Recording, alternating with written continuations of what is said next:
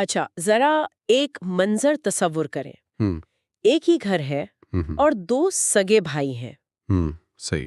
اور دونوں کی پرورش بالکل ایک ہی چھت کے نیچے ہوئی ہے. بالکل. ایک ہی جیسے والدین نے کی ہے اور حتیٰ کہ ان پر معاشی حالات کا دباؤ بھی بالکل ایک جیسا ہی ہے. ٹھیک ہے. لیکن اگر آپ ان کی زندگیوں کو ذرا قریب سے دیکھیں ہم تو ایک بھائی ہر وقت شدید ذہنی دباؤ کا شکار رہتا ہے. ہم مطلب چھوٹی چھوٹی باتوں پر ٹوٹ جاتا ہے اور ہر مشکل کو اپنی ذات پر ایک حملہ سمجھتا ہے. اور دوسرا؟ جبکہ دوسرا بھائی بالکل اسی گھر میں انہی حالات کا سامنا کرتے ہوئے بھی رات کے کھانے کی میز پر قہقہے لگا رہا ہوتا ہے ہاں اور مسائل میں سے بھی کوئی نہ کوئی راستہ نکال ہی لیتا ہے. ہاں، یہ تو ہم اکثر اپنے ارد گرد دیکھتے ہیں. بالکل. اور ہم عموماً اس فرق کو بہت سادگی سے بس مزاج کا فرق کہہ کر نظر انداز کر دیتے ہیں ہم کہ بھئی اس کی تو نیچر ہی ایسی ہے. ہم لیکن کیا واقعی بات اتنی سیدھی ہے؟ چلیے ان باتوں کی گہرائی میں چلتے ہیں. اور یہ واقعی ایک ایسا سوال ہے جو ہر باشعور انسان کو کبھی نہ کبھی ضرور پریشان کرتا ہے. بالکل کرتا ہے. ہاں، کہ جب زندگی کے بنیادی حقائق سب کے لیے یکساں ہیں تو پھر ہمارے تجربات ایک دوسرے سے اتنے مختلف کیوں ہوتے ہیں؟ آج کے اس تفصیلی جائزے میں ہم جس تحریر پر گفتگو کرنے والے ہیں نا، وہ اسی معمے کو حل کرتی ہے.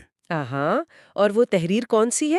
یہ ایک انتہائی فکر انگیز مضمون ہے جس کا عنوان ہے ہماری زندگی ایک غزل، مختلف مفہوم. ہماری زندگی ایک غزل. واہ. جی، اور اس سے بحریہ ماڈل سکول کراچی کے ایک استاد ہیں محمد فاروق راشد صاحب. انہوں نے تحریر کیا ہے. انہوں نے زندگی کی اس پوری پیچیدگی کو سمجھانے کے لیے غزل کی تشبیہ کا سہارا لیا ہے. غزل؟ دیکھیں یہاں مجھے تھوڑی سی الجھن ہو رہی ہے. کیسی الجھن؟ مطلب جب ہم غزل کا لفظ سنتے ہیں تو ذہن میں فوراً رومانوی شاعری، ٹوٹے ہوئے دل یا کسی مشاعرے کا ہی خیال آتا ہے نا؟ ہاں ہاں ہاں ہاں، بالکل ایسا ہی ہے. تو میری روزمرہ کی زندگی، وہ صبح اٹھ کر دفتر جانا، بجلی کے بل بھرنے کی پریشانی یا وہ جو دفتر کی سیاست ہوتی ہے، اس کا غزل سے کیا تعلق ہو سکتا ہے؟ یہ دونوں تو بالکل مختلف دنیایں لگتی ہیں. بظاہر ایسا ہی لگتا ہے. لیکن مصنف نے غزل کے اس رومانوی پہلو کو نہیں لیا. اچھا. بلکہ اس کی ساخت اور اس کے جو تکنیکی اصول ہوتے ہیں نا، ان کو انسانی زندگی کے کینوس پر اتارا ہے. اور جب ہم اسے سمجھتے ہیں تو ایک دم سے دماغ کی بتی جل جاتی ہے. تو پھر ذرا جلائیے یہ بتی. یہ ساخت کا کیا مطلب ہے یہاں؟ دیکھیں، غزل ایک انتہائی پابند صنف سخن ہے. اس کے کچھ بہت سخت اصول ہوتے ہیں جن کے بغیر غزل کا وجود ہی ممکن نہیں ہے. ہاں، جیسے ردیف، قافیہ وغیرہ. بالکل بالکل. مصنف نے انہی اصولوں یعنی بحر، قافیہ اور ردیف کو انسانی زندگی کے جبر، فطری قوانین اور ہمارے روزمرہ کے معمولات کے ساتھ جوڑ دیا ہے. ٹھیک ہے، تو آئیے پھر اسے ایک ایک کر کے سمجھتے ہیں تاکہ بات کلیئر ہو. سب سے پہلے بحر کی بات کرتے ہیں. شاعری میں بحر کا مطلب تو وہ مخصوص وزن یا میٹر ہوتا ہے نا، جس کے اندر رہ کر شاعر کو اپنے الفاظ ادا کرنے ہوتے ہیں نا. جی بالکل. تو مصنف کے نزدیک ہماری زندگی کی یہ بحر کیا ہے؟ یعنی وہ چیزیں جو ہم بدل نہیں سکتے. بالکل. جیسے وقت کا گزرنا ہو گیا، دن اور رات کا بدلنا، کشش ثقل، یا پھر وہ جو بچپن سے جوانی اور پھر بڑھاپے کی طرف ہمارا سفر ہے، اور آخرکار موت. یہ وہ دائرہ ہے جس سے دنیا کا کوئی بھی انسان، چاہے وہ کتنے ہی امیر یا طاقتور کیوں نہ ہو، باہر نہیں نکل سکتا. یہ ہماری زندگی کی بحر ہے، وہ فریم ورک ہے جس کے اندر ہمیں اپنی زندگی کی کہانی لکھنی ہوتی ہے. لیکن اگر اس پہلو سے دیکھا جائے تو یہ تصور تو بہت گھٹن زدہ محسوس ہوتا ہے مجھے. وہ کیوں؟ بھائی اگر ہم ایک ایسی بحر کے قیدی ہیں جسے ہم بدل ہی نہیں سکتے تو پھر انسان کی آزادی کہاں گئی؟ ہم تو بس ایک لکھی ہوئی تقدیر کے روبوٹ بن کر رہ گئے نا. یہ چیز تو انسان کو سیدھا مایوسی کی طرف دھکیل سکتی ہے. اور یہیں پر تو سارا کمال چھپا ہے. اچھا، ایک شاعر کے نقطۂ نظر سے سوچیں. نفسیات کا ایک بہت مشہور اصول ہے کہ لامحدود آزادی انسان کو مفلوج کر دیتی ہے. ہاں، وہ کیسے؟ مطلب اگر میں آپ کو ایک بہت بڑا خالی کینوس دوں اور کہوں کہ جو دل چاہے بناؤ، تو آپ شاید گھنٹوں بیٹھی رہیں اور کچھ نہ بنا سکیں. ہاں، یہ تو ہوتا ہے بلینک پیج سنڈروم جسے کہتے ہیں. بالکل وہی. لیکن اگر میں کہوں کہ صرف نیلے اور پیلے رنگ سے ایک درخت بناؤ تو آپ فوراً کام شروع کر دیں گی. پابندیاں دراصل ہماری تخلیقی صلاحیت کو ابھارتی ہیں. واہ، یہ تو بہت گہری بات کی آپ نے. غزل کا شاعر جب ایک مشکل بحر کا انتخاب کرتا ہے تو وہ اس بحر کو قید نہیں سمجھتا، بلکہ وہ اس پابندی کے اندر رہتے ہوئے ایسے الفاظ کا چناؤ کرتا ہے جو سننے والے کے سیدھا دل میں اتر جاتے ہیں. یعنی وہ ان اصولوں کے ساتھ کھیلتا ہے؟ بالکل. اور اسی طرح زندگی کی بہر یعنی موت یا وقت کا گزرنا ہمیں قید نہیں کرتی، بلکہ ہمیں یہ احساس دلاتی ہے کہ وقت محدود ہے اور ہمیں اس محدود وقت میں کچھ بامقصد تخلیق کرنا ہے. یہ نکتہ واقعی سوچنے کا زاویہ بدل دیتا ہے.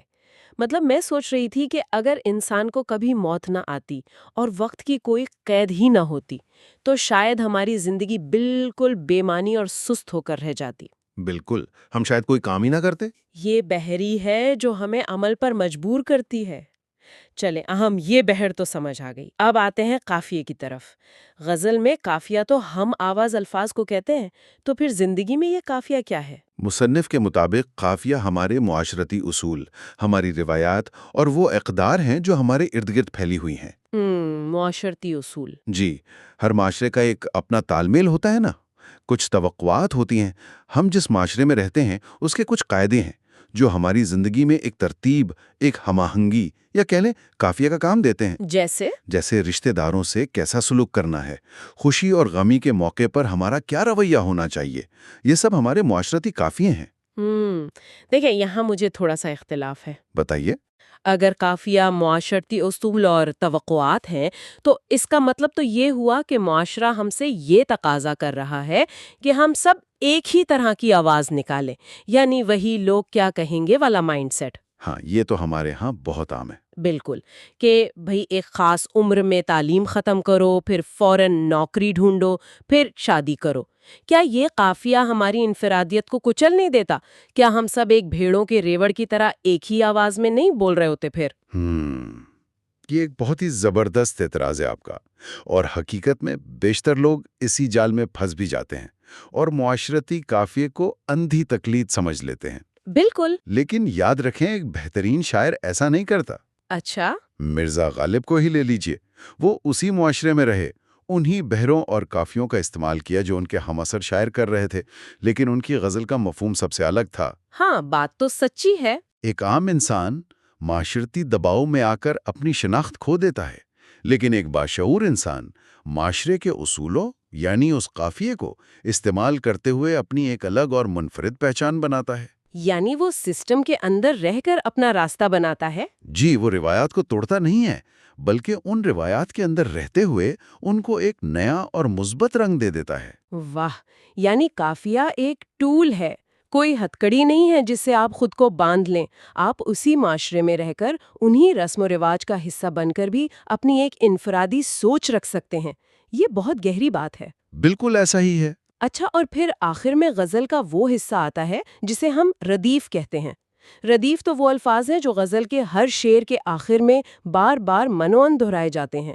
تو ہماری روزمرہ کی زندگی میں یہ ردیف کیا کردار ادا کرتی ہے؟ ردیف ہمارے زندگی کے وہ روزمرہ معمولات ہیں جو کبھی نہیں بدلتے۔ جیسے روزانہ کا روٹین؟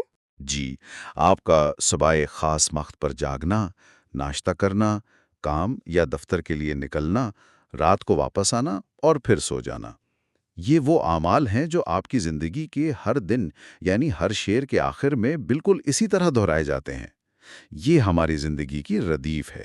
ہاں ہاں، اگر ایسا ہے تو میری زندگی کی ردیف تو وہ صبح 9 بجے شارع فیصل کے ٹریفک جیم میں پھنسنا ہے۔ بالکل، یہ بھی ایک ردیف ہی ہے۔ مطلب میں دن بھر میں چاہے کچھ بھی کروں، کتنی ہی تخلیقی سوچ کیوں نہ رکھوں، میرے ہر شعر کا اختتام اسی ٹریفک جیم کی ردیف پر ہوتا ہے۔ اور یہی وہ مقام ہے جہاں یہ پوری تشبیہ اپنے عروج پر پہنچتی ہے۔ وہ کیسے؟ دیکھیں، وہ ٹریفک جیم واقعی آپ کی ردیف ہے، لیکن ذرا غور کریں، غزل میں ردیف تو ایک ہی رہتی ہے نا، مگر اس سے پہلے آنے والا جو مصرع ہوتا ہے وہ بدل جاتا ہے، جس کی وجہ سے پوری بات کا مطلب بدل جاتا ہے۔ صحیح۔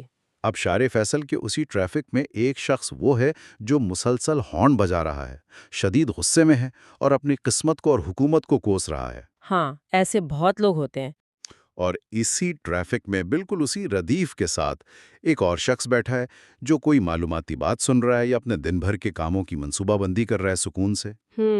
بات تو ہے۔ ردیف دونوں کی ایک ہی ہے، لیکن چونکہ دونوں نے اس سے پہلے جو مصرع لگایا ہے وہ مختلف ہے، اس لیے ایک کے لیے وہ ٹریفک جام ایک عذاب بن گیا اور دوسرے کے لیے وہ سیکھنے اور خود سے بات کرنے کا ایک پرسکون موقع بن گیا۔ کمال ہے، یعنی معمولات اور حالات ہمیں نہیں چلاتے بلکہ ہم ان معمولات کو کس زاویے سے دیکھتے ہیں وہ ہماری زندگی کا مفہوم طے کرتا ہے۔ 100%۔ اب یہاں سے ہم اس تحریر کے دوسرے اور میرے خیال میں سب سے دلچسپ حصے کی طرف آتے ہیں۔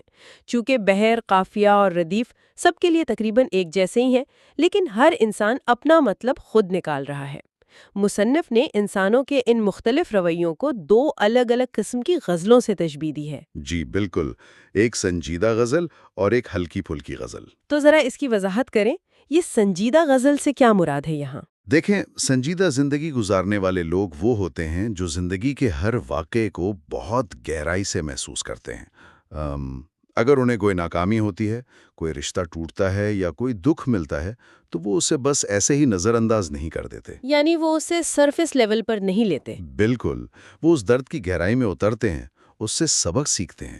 مصنف کے نزدیک ان کی زندگی ایک ایسی غزل کی مانند ہوتی ہے جس میں بلا کی فکر اور احساس ہوتا ہے۔ یہ وہ غزل ہے جسے سن کر انسان تھوڑا سوچنے پر مجبور ہو جاتا ہے، جس میں ایک کسک ہوتی ہے، اور عموماً ایسے ہی لوگ معاشرے کو بڑے فلسفے اور نظریات دیتے ہیں۔ لیکن مسئلہ یہ ہے کہ اگر کوئی شخص ہر وقت زندگی کی اتنی ہی گہرائی میں رہے، ہر بات کا اتنا گہرا نوٹس لے اور ہر درد کو اپنے اندر اتارے، تو کیا وہ ذہنی طور پر تھک نہیں جائے گا؟ بالکل تھکے گا۔ میرا مطلب ہے، اتنی سنجیدگی تو انسان کو اندر سے کھوکھلا بھی کر سکتی ہے نا؟ زندگی ایک بہت بڑا بوجھ لگنے لگے گی اسے۔ آپ کی بات بالکل درست ہے، اور اسی لیے مصنف نے دوسرے رویہ کا بھی ذکر کیا ہے، جسے انہوں نے ہلکی پھلکی زندگی یا شوخی و مزاج سے بھرپور غزل کا نام دیا ہے۔ اچھا، تو یہ کون لوگ ہوتے ہیں؟ یہ وہ لوگ ہیں جو مشکلات کے سامنے سینہ تان کر کھڑے نہیں ہوتے، بلکہ ان کے دائیں بائیں سے مسکراتے ہوئے نکل جاتے ہیں۔ مطلب وہ بڑی سے بڑی ٹینشن کو بھی ایک لطیفے میں اڑا دیتے ہیں۔ ہاں، ایسے لوگ ہم سب کے دوستوں کی محفل میں ضرور ہوتے ہیں، جو ہر وقت ماحول کو خوشگوار رکھتے ہیں۔ بالکل، ان کی ردیف جتنی بھی مشکل ہو، وہ اس میں ایک رقص یا ایک خوشی کا پہلو ڈھونڈ ہی لیتے ہیں۔ یہ زندگی کو دل پر سوار نہیں کرتے۔ لیکن دیکھیں، یہاں بھی تو ایک خطرہ ہے نا؟ کیسا خطرہ؟ بھئی، اگر آپ ہر چیز کو مذاق میں اڑا دیں گے تو زندگی کی کوئی سمت ہی نہیں رہے گی۔ آپ ایک پاپ میوزک کے اس گانے کی طرح ہو جائیں گے جو وقتی طور پر تو بہت مزہ دیتا ہے، لیکن چند دن بعد کوئی اسے یاد بھی نہیں رکھتا۔ ہاں، یہ تو ہے۔ مطلب اس میں وہ ٹھہراؤ اور وہ مقصدیت تو نہیں ہوتی نا جو ایک گہری غزل میں ہوتی ہے۔ تو پھر صحیح راستہ کون سا ہے؟ اور مصنف اسی مقام پر توازن کا نظریہ پیش کرتے ہیں۔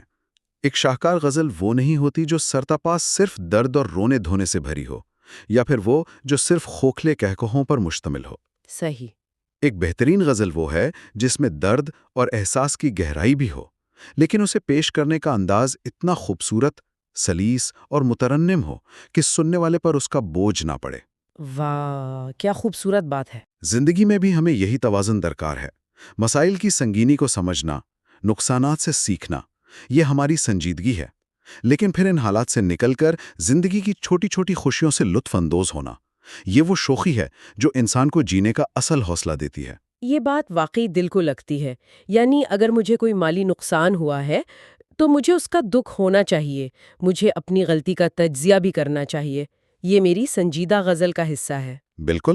لیکن اس دکھ کی وجہ سے میں اپنے بچوں کے ساتھ رات کے کھانے پر مسکرانا نہ چھوڑ دوں۔ یہ ہلکی پھلکی غزل کا لمس ہے۔ دونوں کا امتزاج ہی اصل کمال ہے۔ 100%۔ اچھا، اب تک ہم نے جو بھی بات کی وہ ایک فرد کی حد تک تھی، لیکن ہم خلا میں تو زندگی نہیں گزارے نا، ہم ایک معاشرے کا، ایک خاندان کا حصہ ہیں۔ تو جب ہم اس غزل کی تشبیہ کو اپنے رشتوں پر لاگو کرتے ہیں تو پھر کیا ہوتا ہے؟ جب ہم اسے رشتوں پر لاگو کرتے ہیں نا، تو ہمیں انسانوں کے درمیان ہونے والے بہت سے اختلافات کی جڑ سمجھ میں آ جاتی ہے۔ ذرا خاندان کی ہی مثال دے لیں۔ جی۔ ایک ہی چھت کے نیچے رہنے والے بہن بھائی یا میاں بیوی، ان کی بہر بھی ایک ہے، اور وہ ایک ہی قافیے یعنی ایک جیسی خاندانی روایات میں پرورش پا رہے ہوتے ہیں۔ بالکل ایسے ہی ہے۔ لیکن اس کے باوجود ان کی سوچ میں زمین آسمان کا فرق ہوتا ہے۔ اختلافات تب جنم لیتے ہیں جب ہم یہ توقع کرنے لگتے ہیں کہ چونکہ تمہارے حالات بالکل میرے جیسے ہیں، اس لیے تم بھی زندگی کو بالکل اسی زاویے سے دیکھو جس طرح میں دیکھ رہا ہوں۔ یعنی ہم چاہتے ہیں کہ وہ ہماری ہی غزل کا مفہوم اپنا لیں۔ او، یہ تو ایک زبردست نکتہ نکالا آپ نے۔ یعنی جب ایک باپ اپنے بیٹے پر غصہ کر رہا ہوتا ہے کہ میں نے تمہیں بہترین تعلیم دی، ہر سہولت دی، پھر تم روایتی اور محفوظ کیریئر اپنانے کے بجائے کوئی غیر روایتی اور رسکی راستہ کیوں چن رہے ہو؟ بالکل۔ تو دراصل باپ یہ نہیں سمجھ پا رہا کہ بیٹا ایک مختلف غزل لکھ رہا ہے۔ باپ اپنی غزل کی ردیف زبردستی بیٹے کی غزل میں گھسانے کی کوشش کر رہا ہے۔ اور اس کا نتیجہ کیا نکلتا ہے؟